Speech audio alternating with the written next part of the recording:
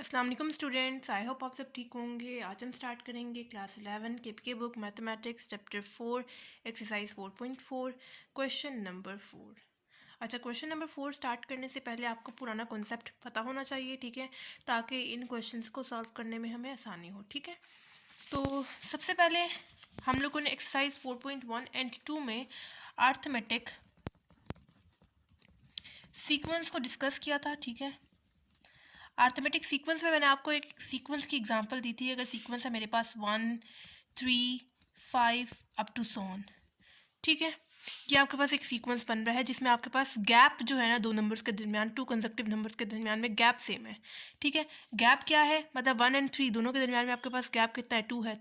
3 and 5 दोनों के दरमियान में गैप कितना है, 2 है। ठीक है, गैप हम लोग यानी डिफरेंस हम लोग कैसे निकालते हैं, अगर ये मेरे पास A1 वैल्यू है, ये A2 है, ये A3 है, अगर आगे भी कोई वैल्यू होती तो ये तो यकीनन मेरे पास A4 होती। ठीक है, तो हम लोग डिफरेंस कैसे निकालते हैं कि A2 में से प्रीवियस टर्म यानी A1 को सब्ट्रैक्ट करके हमारे पास डिफरेंस आता है।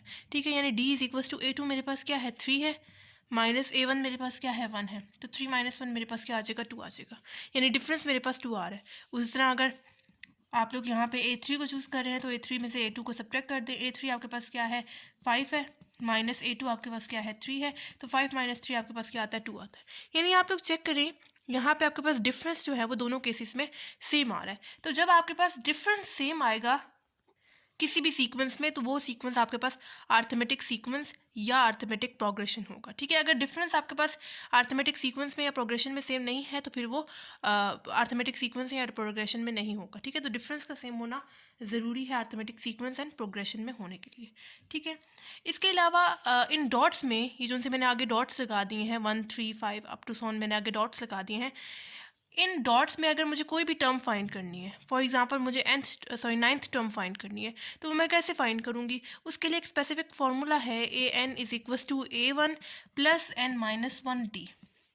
इस फॉर्मूले के थ्रू आप लोग कोई भी nth टर्म निकाल सकते हैं। अब nth टर्म क्या होती है, इन डॉट्स में आपके पास कोई भी nth टर्म हो सकती है। वो आपके पास 9th टर्म भी हो सकती है, 100th टर्म भी हो सकती है, 1000 टर्म भी हो सकती है। आप लोगों ने सिंपली क्या करना है, इस n की जगह वो वाली टर्म पुट करनी है जो आप लोगों ने फाइंड करनी है और आपके पास आंसर आ जाएगा। A1 आपके पास फर्स्ट टर्म होती है, n इस वाले n को जिस चीज़ से रिप्लेस करेंगे, इस वाले n की जगह वही चीज़ लिखेंगे, और डिफरेंस मैंने आपको बता दिया आप लोग कैसे निकाल सकते हैं। इस फॉर्मूले के थ्रू आपके पास कोई भी nth टर्म आ सकती है। ठीक है, उसके बाद हम लोगों ने अर्थमेटिक सीक्वेंस के बाद अर्थमेटिक मीन को डिस्कस किया था। ठीक है, अर्थमेटिक मीन के लिए हम लोगों ने एक फॉर्मूला पढ़ा था, A+B/2। इसके अलावा हमारे पास एक्सरसाइज 4.2 में अर्थमेटिक मीन से रेलेवेंट क्वेश्चंस थे। ठीक है, इस वाली एक्सरसाइज में, एक्सरसाइज 4.4 में आपके पास ज्योमेट्रिक मीन से रेलेवेंट क्वेश्चंस होंगे, एंड लास्ट एक्सरसाइज 4.6 में आपके पास हार्मोनिक मीन से रिलेटेड क्वेश्चंस होंगे। ठीक है, तो तीनों मीन्स बहुत इंपॉर्टेंट हैं, इस टाइप के क्वेश्चंस आते हैं मीन्स वाले। ठीक है, तो आप लोगों ने इन तीनों मीन्स की अच्छे से प्रैक्टिस करनी है। उसके बाद हम लोगों ने अर्थमेटिक सीरीज को डिस्कस किया था एक्सरसाइज 4.3 में। ठीक है, अब अर्थमेटिक सीरीज़ क्या होती है, जैसे मैंने आपको सीक्वेंस की एग्जांपल दी, उसी तरह अर्थमेटिक सीरीज़ में आपको मैं एग्जांपल दे रही हूँ, वही वाला सीक्वेंस, लेकिन इसमें आपके पास क्या फ़र्क है कि प्लस का साइन दरमियान में लग रहा है। जैसे यहाँ पे कोमा लगा हुआ था ना, तो सीरीज़ में आपके पास प्लस का साइन दरमियान में आता है। ठीक है, यानी 1 + 3 + 5 अप टू सोन आपके पास सीरीज़ चलती जा रही है। ठीक है, उसी तरह ये आपके पास A1 टर्म होगी, ये आपके पास A2, ये 3, अगर आगे भी कोई टर्म होगी तो यकीनन A4 होगी। डिफरेंस निकालने का वही सेम तरीका है, यानी D is equals to A2 में से A1 सब्ट्रैक्ट करने। ठीक है, A2 आपके पास क्या है, 3 है, माइनस A1 आपके पास क्या है, 1 है। ठीक है, तो 3 - 1 आपके पास क्या आ जाएगा, 2 आ जाएगा। ठीक है, डिफरेंस अर्थमेटिक सीरीज में भी मैटर करता है। ठीक है, अगर डिफरेंस सेम होगा तभी वो अर्थमेटिक सीरीज में होगा, वरना नहीं होगा। ठीक है, तो डिफरेंस मैटर करता है अर्थमेटिक सीरीज में होने के लिए। अब अर्थमेटिक सीरीज का इनका सम निकालने के लिए हम लोगों ने दो फॉर्मूलाज पढ़े थे। एक पढ़ा था SN is equals to N/2, 2A1 plus N - 1D, एक ये वाला फॉर्मूला पढ़ा था, और दूसरा फॉर्मूला पढ़ा था SN is equals to N/2, A1 plus AN। दूसरा ये वाला फॉर्मूला पढ़ा था। ये वाला फॉर्मूला हम लोग कब यूज़ करते हैं, जब हमारे पास सिंपल एक फर्स्ट टर्म दी होती है, यानी सिंपल फर्स्ट टर्म यानी 1 दी हुई है, तब हम लोगों ने ये वाला फॉर्मूला यूज़ करना है। यानी आपके पास जब लास्ट टर्म नहीं गिवन होगी तब आप लोग ये वाला फॉर्मूला यूज़ करेंगे।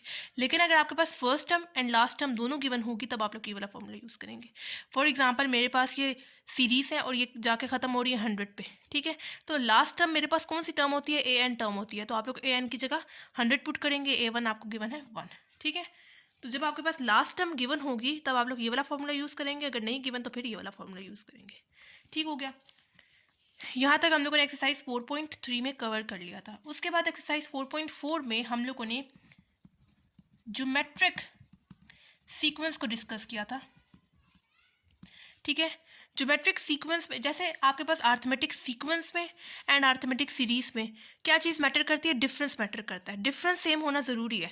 उसी तरह ज्योमेट्रिक सीक्वेंस में आपके पास रेशियो सेम होना ज़रूरी है, ठीक है। जैसे यहाँ पे डी मतलब सेम होना ज़रूरी था, उस तरह यहाँ पे रेशियो का सेम होना ज़रूरी है, ठीक है। अगर मैं आपको ज्योमेट्रिक सीक्वेंस के लिए एग्जांपल दूँ तो मेरे पास है for example 3, 6, 12, 24 up to so on मेरे पास सीक्वेंस चलता जा रहा है, ठीक है।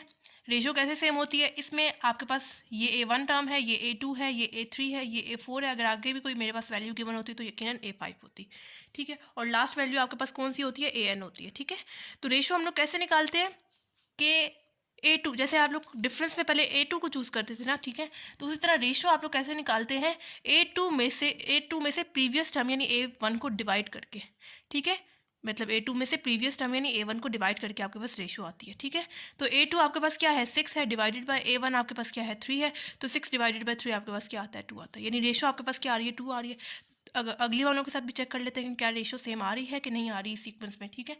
उसी तरह अगर मैं यहाँ पे A3 को चूज़ कर रही हूँ तो उससे प्रीवियस टर्म यानी A2 को मुझे डिवाइड करना पड़ेगा। A3 मेरे पास क्या है, 12 है, डिवाइडेड बाय A2 मेरे पास क्या है, 6 है। 12 डिवाइडेड बाय 6 मेरे पास क्या आता है, 2 आता है। यानी रेशियो आपके पास सेम आ रही है, तो ये आपके पास ज्योमेट्रिक सीक्वेंस में, ठीक है।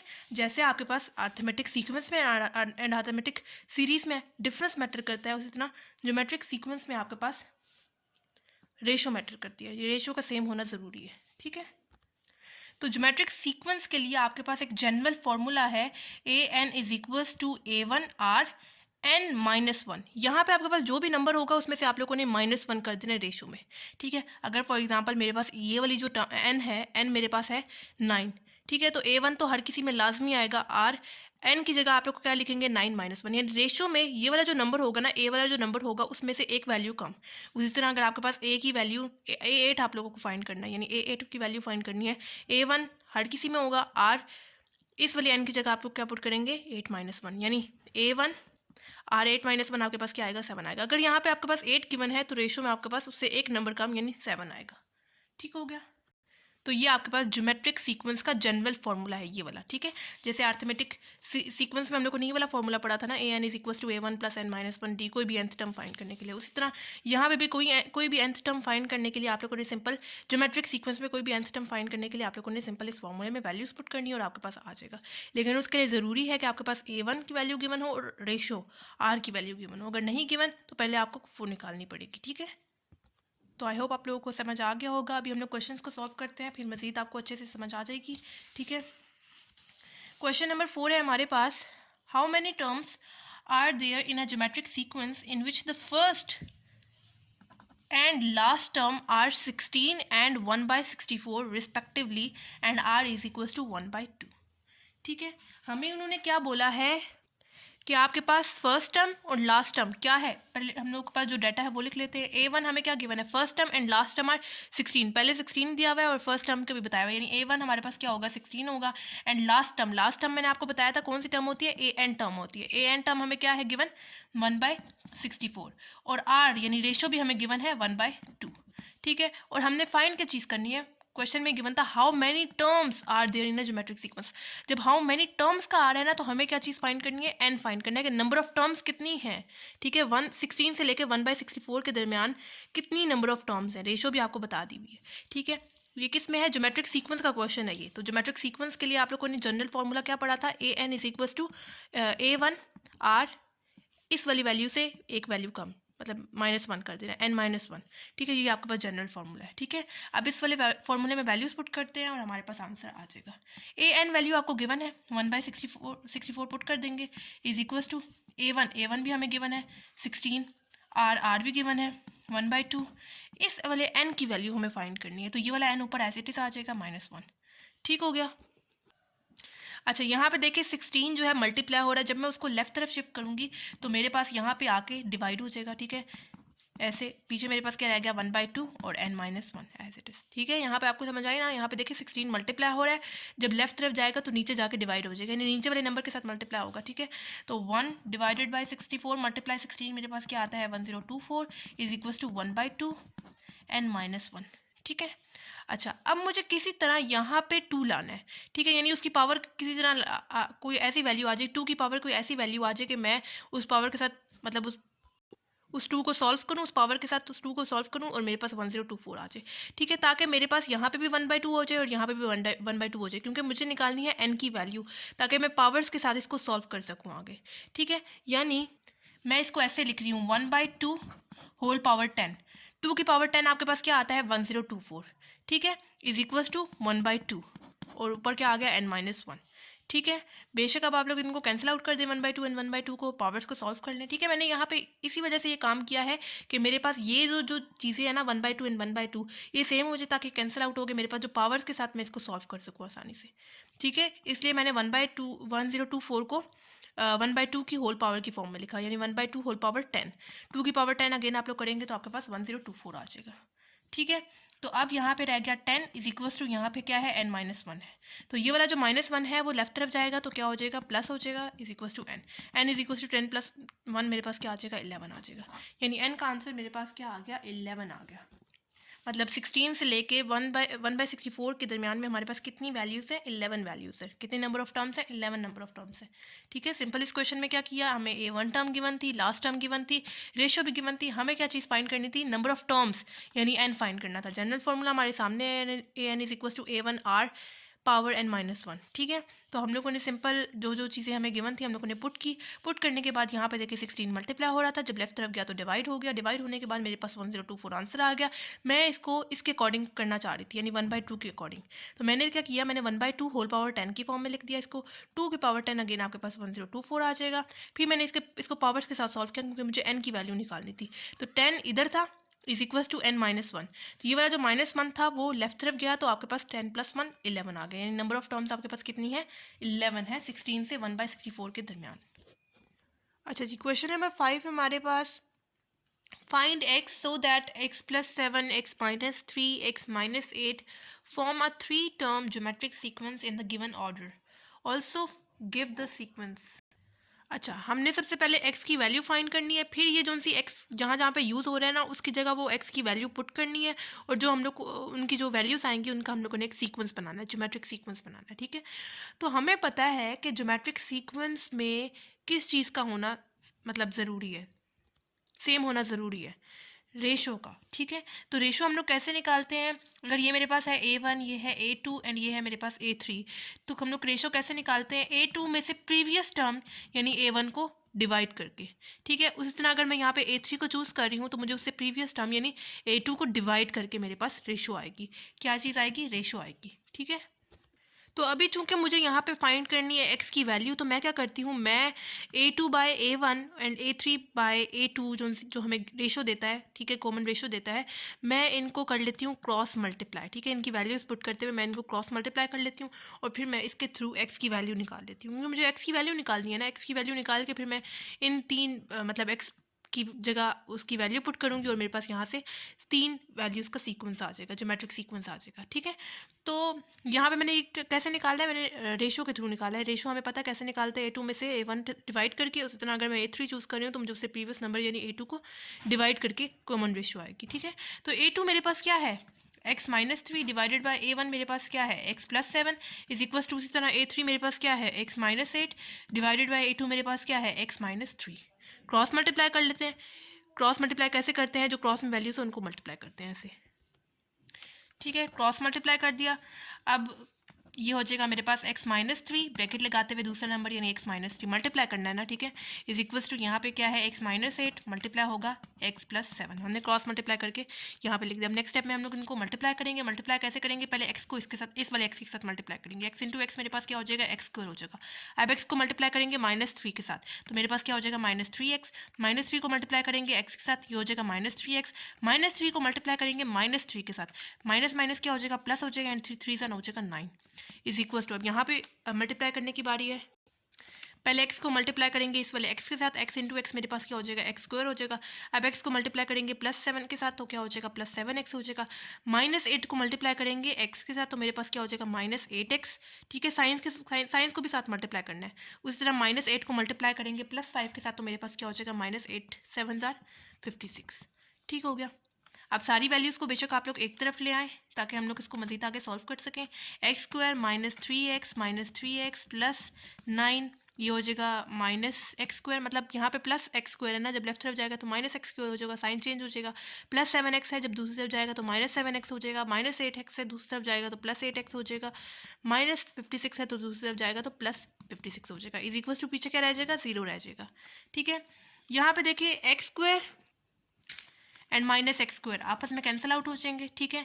यहाँ पे देखिए माइनस 3x मेरे पास क्या हो जाएगा माइनस 6x प्लस 9, देखिए माइनस 7x प्लस 8x मेरे पास क्या हो जाएगा plus x plus 56 is equal to 0, ठीक हो गया। माइनस 6x प्लस x मेरे पास क्या हो जाएगा माइनस 5x एंड 9 प्लस 56 मेरे पास क्या आता है 65, ठीक है, प्लस 65 इसी इक्वल टू पीछे रह गया 0। अब इस माइनस 5 को आप लोग राइट साइड पे ले जाएं ताकि इसका नेगेटिव साइन खत्म हो जाए। मतलब यहाँ पे माइनस 5x है, जब दूसरी तरफ जाएगा तो प्लस 5x हो जाएगा। 5 यहाँ पे देखिए मल्टीप्लाई हो रहा है, जब लेफ्ट तरफ जाएगा तो क्या हो जाएगा डिवाइड हो जाएगा is equal to x। And आपको पता है 5 1 एंड 5 13 65, यानी x का आंसर आपके पास क्या आ गया 13 आ गया, ठीक हो गया। अब जो आपके पास क्वेश्चन में वैल्यूज़ थी, 3 वैल्यूज़ तो गिवन थी, ये x plus 7 x minus 3 and x minus 8, इनमें मैंने x की वैल्यू अब पुट कर देनी है और मेरे पास सीक्वेंस आ जाएगा, ज्योमेट्रिक सीक्वेंस आ जाएगा। फिर हम लोग चेक भी कर लेंगे क्या इनकी रेशो सेम आ रही है कि नहीं आ रही, ठीक है। तो x की क्या वैल्यू है मेरे पास 13 है, 13 प्लस 7 तो क्या आता है मेरे पास 20, ठीक है। x की क्या वैल्यू है 13 माइनस 3, 13 माइनस 3 मेरे पास क्या आता है 10। x की क्या वैल्यू है 13 माइनस 8 मेरे पास क्या आता है 5, ठीक हो गया। यानी ये मेरे पास आंसर आ गए, मतलब मेरे पास सीक्वेंस क्या बन रहा है 20 10 एंड 5, ठीक है। रेशो चेक कर लेते क्या ये हमारे पास आंसर सेम आ रहे हैं कि नहीं आ रहे। अगर आपके पास रेशो सेम आ जाएगी तो फिर आप समझ जाइए क्वेश्चन पेपर में ही कि आपका आंसर जो है वो ठीक है, 4 नंबर आपके पूरे, ठीक है। ये 4 मार्क्स का क्वेश्चन आएगा, ठीक है। ये मेरे पास A1 है, ये मेरे पास A2 है, ये मेरे पास A3 है। हम लोग रेशो कैसे निकालते हैं, रेशो कैसे चेक करते हैं, A2 में से प्रीवियस टर्म यानी A1 को डिवाइड करके। A2 मेरे पास क्या है 10 डिवाइडेड बाई A1 मेरे पास क्या है 20 है, 10 1 एंड 10 2 20 यानी 1/2 मेरे पास रेशो आ गई। इसके साथ चेक कर लेते हैं A3 में से प्रीवियस टर्म यानी A2 को डिवाइड करके हमारे पास रेशो आती है। A3 मेरे पास क्या है 5 है, डिवाइडेड बाय A2 मेरे पास क्या है 10 है, 5 1 एंड 5 2 10 यानी 1/2, यानी रेशो मेरे पास सेम आ रही है, यानी मेरा जो आंसर है वो ठीक है, ठीक है। सिंपल इस क्वेश्चन में क्या किया है, हमें फाइंड करनी थी x की वैल्यू। हमें 3 यानी A1 A2 एंड A3 दिया हुआ था, x plus 7 x minus 3 and x minus 8, ठीक है। और हमने इनका ज्योमेट्रिक सीक्वेंस बनाना था, यानी x की वैल्यू फाइंड करके इनमें x की वैल्यू पुट करते हुए हमने सीक्वेंस बनाना था, ज्योमेट्रिक सीक्वेंस बनाना था। तो मैंने क्या किया, मुझे पता है कि रेशो हम लोग कैसे निकालते हैं, A2 में से प्रीवियस टर्म यानी A1 को डिवाइड करके। उसी तरह अगर मैं A3 को चूज़ कर रही हूँ तो उसे प्रीवियस टर्म यानी A2 को डिवाइड करके मेरे पास रेशो आती है। मैंने वो चीज़ लिखी, मैंने क्या किया, मैंने इनको मतलब ये एक दूसरे के इक्वल ही है ना, मतलब अगर मेरे पास A2 बाई A1 का आंसर 1/2 जैसे अभी मैंने आगे निकाला है 1/2 आ रहा है, उस तरह A3 बाई A2 का भी आंसर मेरे पास 1/2 आ रहा है, यानी एक दूसरे के इक्वल है। मैंने क्या किया, इनकी जगह इनकी वैल्यूज पुट करते हुए इनको क्रॉस मल्टीप्लाई किया। क्रॉस मल्टीप्लाई करते हुए आगे सिंपल कैलकुलेशन करते हुए मेरे पास x का क्या आंसर आ गया 13 आ गया। x का आंसर लाने के लिए ही मैंने यहाँ पे इनको क्रॉस मल्टीप्लाई किया, वैल्यूज पुट करते हुए मेरे पास x का आंसर क्या आ गया 13 आ गया। फिर जो 3 वैल्यूज मुझे क्वेश्चन में गिवन थी x plus 7 x minus 3 and x minus 8, उसमें मैंने x की वैल्यू पुट की। मेरे पास क्या सीक्वेंस आ रहा था 20 10 एंड 5। चेक करने के लिए क्या मेरा आंसर सही आ रहा है कि नहीं आ रहा है, क्या ये ज्योमेट्रिक सीक्वेंस में है या नहीं है, मैंने इनकी रेशो चेक कर ली। रेशो हम लोग कैसे चेक करते हैं, A2 में से A1 डिवाइड करके, उस तरह A3 में से A2 डिवाइड करके। दोनों में मेरे पास रेशो सेम आ रही है 1/2 1/2, यानी मेरा आंसर जो है वो बिल्कुल ठीक है। क्वेश्चन नंबर 6 है, if A10 is equals to x, A13 is equals to m and A16 is equals to n, then show that Ln is equals to m square. अच्छा, जब भी आपके पास शो दैट का वर्ड यूज़ होगा ना, तो आप लोग समझ जाइएगा कि आप लोगों को यहाँ पे लेफ्ट हैंड साइड को राइट हैंड साइड के इक्वल प्रूव करना है। ठीक है, तो मेरे पास क्या है, Ln is equals to m square. यहाँ पे मैं लेफ्ट हैंड साइड को लेते हुए इसको सॉल्व करूँगी, यानी लेफ्ट हैंड साइड में मेरे पास क्या है, आप लोगों ने पहले लिख देना आप लोग कौन सी साइड ले रहे हैं। लेफ्ट हैंड साइड में मेरे पास क्या है, Ln है। ठीक है, L की क्या मुझे वैल्यू गिवन है क्वेश्चन में, A10। उसी तरह N की क्या वैल्यू गिवन है मुझे, A16। ठीक है, आप लोगों को मैंने स्टार्ट में ही बताया था कि आपके पास जनरल फार्मूला क्या है ज्योमेट्रिक सीक्वेंस का, AN is equals to A1 Rn-1। ठीक हो गया, ये आपके पास जनरल फार्मूला है। ठीक है, तो मैं क्या करूँगी, A10 एंड A16 को उसके जनरल फार्मूला के अकॉर्डिंग खोल के लिखूँगी। यानी n की जगह मैं क्या, पहले 10 के लिए मैं बता रही हूँ आपको, n को मैं रिप्लेस कर दूँगी 10 से, क्योंकि मुझे A10 की वैल्यू फाइंड करनी है। A1 तो हर किसी में आ रहा है, A1 एज इट इज़ आएगा। R इस वाले n की जगह भी मैं क्या पुट करूँगी, 10 पुट करूँगी -1। यानी मेरे पास आंसर क्या आता है, A1 R 10 -1, मेरे पास क्या आता है 9। अगर आपके पास यहाँ पे 10 कोई वैल्यू गिवन है 10, तो रेशियो में आपके पास उससे एक वैल्यू कम होगी, यानी 9। ठीक है, तो A10 की जगह क्या मैं लिख सकती हूँ उसका जनरल फॉर्म, यानी A1 R 9। ठीक है, जैसे मैंने A10 की वैल्यू लिखी है, उस तरह A16 के लिए भी मैं लिख रही हूँ A1 R 16 है, तो उससे एक नंबर कम यानी 15 होगा मेरे पास। कैसे, जनरल फॉर्मूला आपके सामने लिखा हुआ है, इस n को मैं रिप्लेस कर दूंगी। क्या चीज़ है यहाँ पे, 16 है, इक्वल होगा किस चीज़ के, A1 R n -1 है, तो n को मैंने यहाँ पे 16 से रिप्लेस किया, तो यहाँ पे भी 16 से रिप्लेस करूँगी। -1 A1 R 16 -1 मेरे पास क्या आ जाएगा, 15 आ जाएगा। यहाँ पे मैंने डायरेक्ट लिख दिया। ठीक हो गया।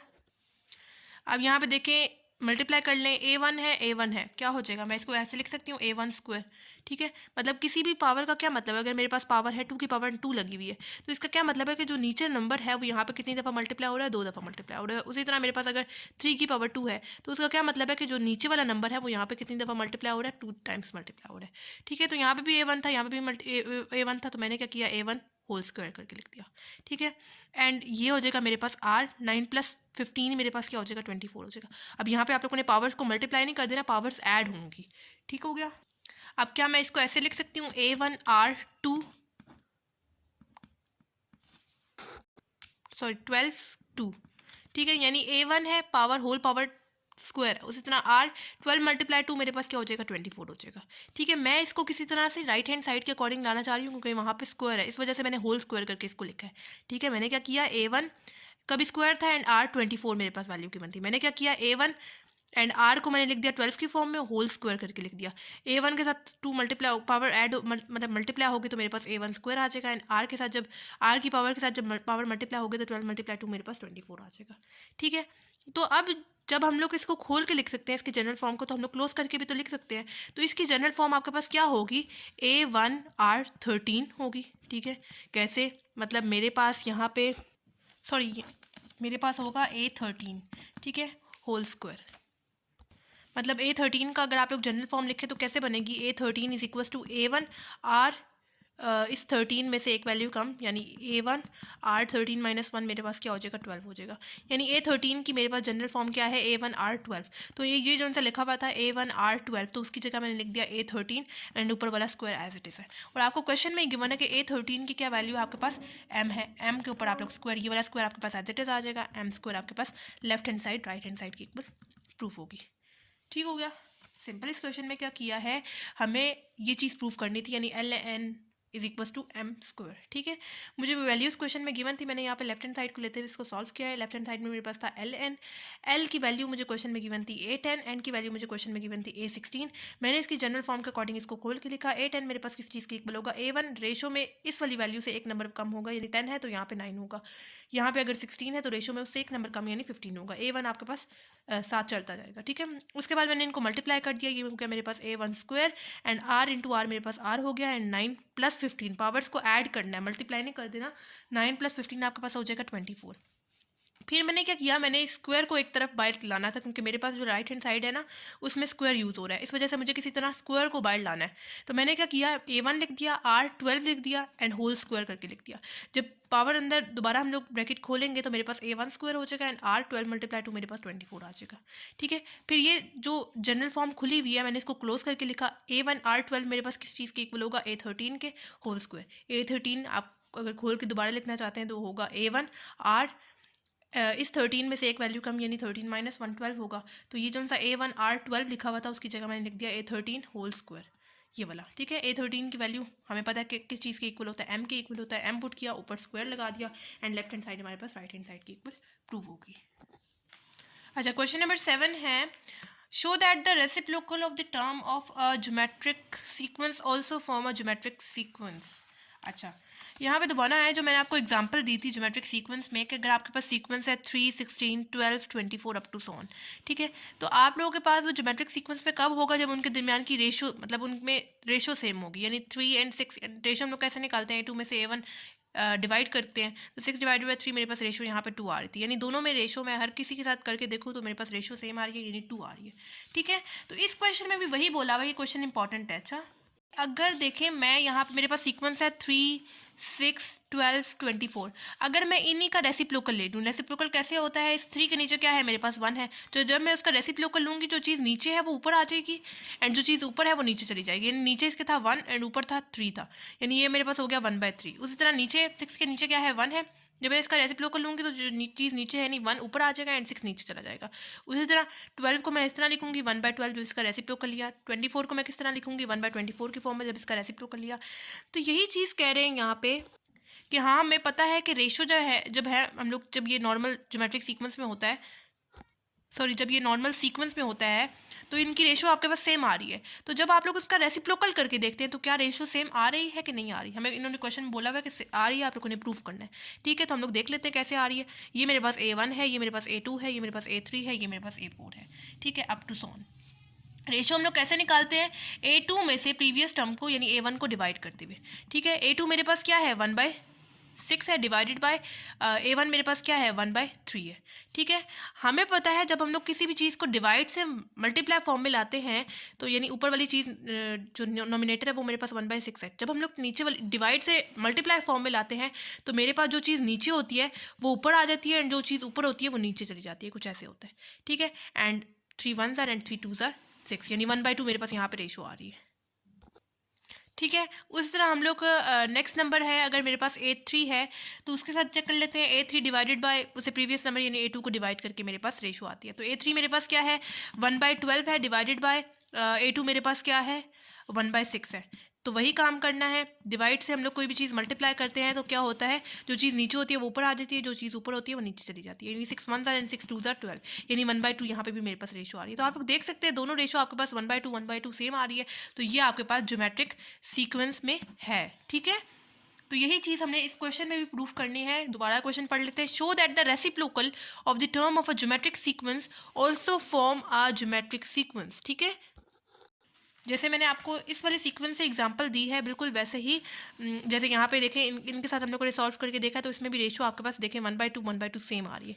उसी तरह इस वाले क्वेश्चन में भी हम लोगों ने यही चीज़ को शो करना है, प्रूफ करना है। इधर क्वेश्चन में इन्होंने कोई सीक्वेंस नहीं दिया हुआ है, इस वजह से मैं यहाँ पे लूँगी A1 A2 A3 up to so on. मेरे पास लास्ट टर्म कौन सी होती है, AN टर्म होती है। ठीक है, तो मैंने यहाँ पे ये वाला सीक्वेंस ले लिया। अब पहले इनको इनकी जनरल फॉर्म के अकॉर्डिंग खोल के लिख लेते हैं। ठीक है, A1 की जनरल फॉर्म A1 ही होती है, A2 की जनरल फॉर्म आपके पास किस चीज़ के इक्वल होती है A1R, ये वाली 2 में से एक वैल्यू कम यानी 2 - 1, यानी A1R 2 - 1 मेरे पास हो जाएगी 1, यानी A2 की जनरल फॉर्म क्या है A1R। उसी तरह A3 उसकी जनरल फॉर्म आपके पास क्या होगी, A1 तो हर किसी में आता है, R इस 3 में से -1 करेंगे, यानी मेरे पास क्या होगा A1 R3 - 1 मेरे पास क्या हो जाएगा 2 हो जाएगा। उसी तरह up to so on last term आपके पास कौन सी है, AN है। AN के लिए हम लोग जनरल फॉर्म कैसे निकालते हैं, A1R N - 1। ठीक हो गया, ये मैंने आपको स्टार्ट में ही बता दिया था। ठीक है, हम लोग कैसे जनरल फॉर्म का मेन फार्मूला हमारे पास ये है ना, AN = A1R N - 1। ठीक है, तो किसी भी ये जो सी वैल्यू है A1R A1 A2 A3 up to sworn, ठीक है, तो मैंने उनकी जनरल फॉर्म यहाँ पे निकाल ली। अब ये जो सी इनके जनरल फॉर्म आया है उनका सीक्वेंस बना लेते हैं। यानी ये मेरे पास है A1, ये मेरे पास है A1R1, फिर है A1R2, फिर लास्ट टर्म मेरे पास चलते चलते लास्ट टर्म मेरे पास है A1R N - 1। ठीक है, और ये हमारे पास है ज्योमेट्रिक प्रोग्रेशन या ज्योमेट्रिक सीक्वेंस लिख लें। ठीक है, तो जब ये मेरे पास ज्योमेट्रिक प्रोग्रेशन या ज्योमेट्रिक सीक्वेंस में है तो इनका रेसिप्रोकल भी मेरे पास ज्योमेट्रिक प्रोग्रेशन में या ज्योमेट्रिक सीक्वेंस में होना चाहिए। ठीक है, तो वो हम लोग कैसे निकालेंगे, इन्होंने क्वेश्चन में बोला हुआ है कि रेसिप्रोकल ऑफ ईच टर्म, हमें इनका चाहिए रेसिप्रोकल सबसे पहले। यानी ये हो जाएगा मेरे पास 1/A1, यानी इस A1 के नीचे मेरे पास क्या है, 1 है। जब मैं इसका रेसिप्रोकल लूँगी तो वन ऊपर आ जाएगा, A1 नीचे चला जाएगा। उसी तरह A1R1 का रेसिप्रोकल क्या होगा, 1/A1R1। इसका रेसिप्रोकल क्या होगा, 1/A1R²। Up to so on last term का क्या रेसिप्रोकल होगा, 1/A1R⁻n-1। तो मैंने जैसे इस क्वेश्चन के स्टार्ट में आपको बताया था कि हम लोग कैसे इसको प्रूफ करेंगे कि ये ज्योमेट्रिक प्रोग्रेशन में है या ज्योमेट्रिक सीक्वेंस में है या नहीं है। कैसे प्रूफ करेंगे, रेशो से प्रूफ करेंगे। क्या इनकी रेशो सेम, अगर इनकी रेशो सेम आएगी तो वो ज्योमेट्रिक सीक्वेंस में या ज्योमेट्रिक प्रोग्रेशन में है। अगर उनकी रेशो सेम नहीं आएगी तो फिर वो ज्योमेट्रिक सीक्वेंस में या ज्योमेट्रिक प्रोग्रेशन में नहीं होगा। ठीक है, तो रेशो हम लोग कैसे निकालेंगे, अगर ये मेरे पास है A1, ये है A2, ये है मेरे पास A3 up to so on. ठीक है, तो हम लोग रेशो कैसे निकालते हैं, A2 में से प्रीवियस टर्म यानी A1 को डिवाइड करके। A2 मेरे पास क्या है, 1/A1R1 डिवाइडेड बाई A1 मेरे पास क्या है, 1/A1। ठीक है, इसको मज़ीद आसानी के लिए हम लोग क्या करेंगे, 1/A1R1 एज इट इज़ लिखा है। ठीक है, ये जो चीज़ मेरे पास यहाँ पे डिवाइड हो रही है, जब मुझे इसको डिवाइड से मल्टीप्लाई में कन्वर्ट करना है तो जो चीज़ मेरे पास नीचे है वो ऊपर आ जाएगी एंड जो चीज़ ऊपर है वो नीचे चली जाएगी, कुछ यूँ। यानी नीचे है ना, A1 नीचे है, तो जब मैं उसको डिवाइड से मल्टीप्लाई में लाऊंगी तो वो ऊपर चली जाएगी। ऊपर 1 जो ऊपर है, जब मैं उसको डिवाइड से मल्टीप्लाई में लाऊंगी तो नीचे चली जाएगा। ये देखें, ये वाला A1 डिवाइड फॉर्म में, ये वाला मल्टीप्लाई फॉर्म में, आपस में कैंसिल आउट हो गए।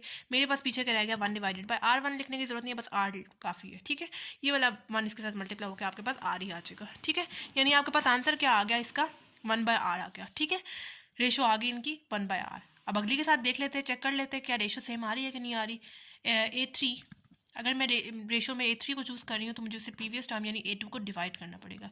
A3 मेरे पास क्या है, 1/A1R² डिवाइडेड बाई A2 मेरे पास क्या है, 1/A1R1। ठीक है, 1 डिवाइडेड बाई A1R² आपके पास एज इट इज़ लिखा है। ये जो चीज़ यहाँ पे डिवाइड हो रही है, जब मुझे उसको डिवाइड से मल्टीप्लाई में कन्वर्ट करना है तो जो चीज़ नीचे है वो ऊपर आ जाएगी, यानी A1R1 ऊपर आ जाएगा एंड जो चीज़ ऊपर है यानी 1 वो नीचे चला जाएगा। ठीक है, ये वाला A1 इस वाले A1 से कैंसिल आउट हो गया, ये वाला जो स्क्वायर है वो इस वाले R से कैंसिल आउट हो गया। मेरे पास आंसर क्या आ गया पीछे, 1 डिवाइडेड बाई R सिंपल। ठीक हो गया, एंड यहाँ पे भी मेरे पास रेशो आ गई 1/R। यानी इस वाली, इसको बेशक आप लोग इक्वेशन नंबर 1 कह लें, इसको इक्वेशन नंबर 2 कह लें। ठीक हो गया, नीचे अगर लंबा चौड़ा करना है तो फिर लिख दें वर्ड्स में, hence from equation 1 and 2 A2 is equals to A1 is equals to A3 is equals to A2, और हमारे पास इनका आंसर क्या आया दोनों का, 1/R। ठीक हो गया, तो चाहे हम लोग उनका रेसिप्रोकल ले लें, हमारे पास उनकी रेशो जो है वो सेम आ रही है। ठीक है, रेशो यहाँ पे भी 1/R आ रही है और यहाँ पे भी 1/R आ रही है। ठीक हो गया, तो हम लोगों ने एंड पे लिख दिया from equation number 1 and 2। Equation number 1 किधर से स्टार्ट की थी, A2/A1 से स्टार्ट की थी ना, उसी तरह इक्वल्स टू A3/A2, और उनका जो आंसर आया है वो 1/R आया है। ठीक हो गया, दोबारा से समझ लेते हैं क्वेश्चन को। क्वेश्चन में इन्होंने बोला था, show that the reciprocal of the term of the geometric sequence also form a geometric sequence. ठीक है, पहले मैंने आपको simple A1 A2 A3 up to so on AN तक बताया, ये पहले से हमारे पास ज्योमेट्रिक सीक्वेंस में थी ना, तो मैंने आपको उनकी जनरल फॉर्म बताई। उन जनरल फॉर्म का हम लोगों ने अलग से एक सीक्वेंस बना लिया, वो भी ज्योमेट्रिक सीक्वेंस में ही था, ये ज्योमेट्रिक प्रोग्रेशन कह लें। ठीक है, फिर उन्होंने जैसे क्वेश्चन में डिमांड की हुई थी कि उनका रेसिप्रोकल ले लिया। फिर मुझे उनका फाइंड करना था कि क्या वो ज्योमेट्रिक सीक्वेंस में या ज्योमेट्रिक प्रोग्रेशन में है या नहीं है।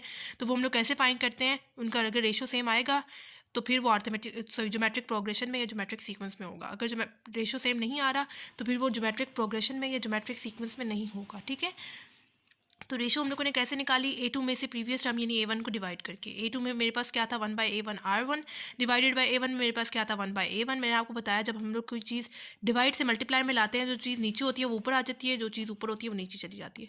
कटिंग करने के लिए अपनी आसानी के लिए मैंने यहाँ पे ये डिवाइड से मल्टीप्लाई कहानी की है। ठीक है, A1 कैंसिल आउट हो गया, आपके पास रेशो के आगे 1/R आ गई। उसी तरह A3 के साथ चेक कर लेते हैं क्या हमारे पास रेशो सेम आ रही है कि नहीं आ रही। तो A3 में से प्रीवियस टर्म यानी A2 को डिवाइड करेंगे। A3 मेरे पास था 1/A1R² डिवाइडेड बाय A2 मेरे पास क्या था, 1/A1R1। ठीक है, डिवाइड से मल्टीप्लाई में कन्वर्ट किए, A1 cancel out, R² cancel out हो गया, इस वाले R से पीछे एक R रह गया। ठीक है, 1/R मेरे पास यहाँ पे आ गया। यानी यहाँ पे इसको इक्वेशन नंबर 1 कह लें, इसको इक्वेशन नंबर 2 कह लें। लंबा करने के लिए आप लोगों ने एंड पे लिख देना है, hence from equation number 1 and 2 हमें पता चल गया कि A2 is equals to A1 equals to A3 is equals to A2 is equals to 1/R, जो उनका आंसर है। ठीक है, यानी A2/A1 आपके पास इक्वल है किस चीज़ के, A3/A2। क्यों, कैसे, उनका आंसर हमारे पास सेम आ रहा है जो कि है 1/R के इक्वल। उनकी रेशो में हमारे पास सेम आ रही है जो कि किस चीज़ के इक्वल है, 1/R के इक्वल। ठीक हो गया।